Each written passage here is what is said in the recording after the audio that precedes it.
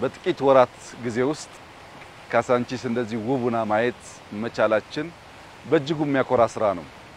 ከሁለት ሶስት ቀን በፊት ከዚህ የተነሱ ወገኖቻችን ለማየት ለፋሲካ ያሉበት ሰፈር ሄደን ነበር። እዚያ ያየነው አዲሱ የኑሮ ልምምዳቸው ቀድሞ ከነበረው የኑሮ ዘያቸው አንፃር ሲታይ በእጅጉ የተሻለ ነው።